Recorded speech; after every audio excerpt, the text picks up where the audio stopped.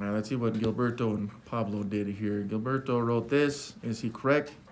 Well, let's find out, actually. Let's evaluate that. So it's negative 2 to the power 5, right? So it's a negative 2 and negative 2. There's 2 of them. And now 3, 4, 5 of these negative 2s.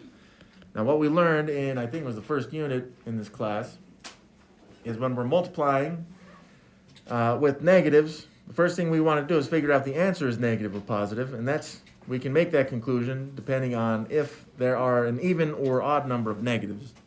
And for me, I count 1, 2, 3, 4, 5 negatives. 5 is odd, which makes my answer negative.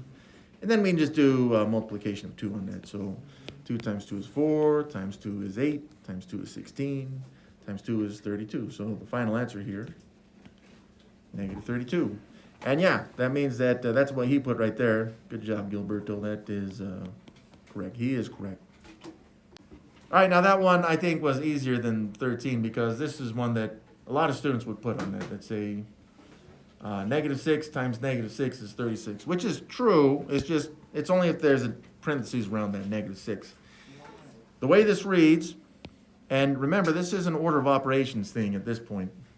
We're saying perform your order of operations. There are no parentheses, but I do see an exponent. The question is, the exponent, is it applying to 6 or negative 6? And it turns out in this one, it's just 6. So if you were to rewrite this with expanded multiplication, you'd have the negative, but the 2 exponent tells us I've got 6 times 6. Now, like we talked about in 12, that's one negative right there. 1 is odd, which makes my answer negative. And then 6 times 6 is 36.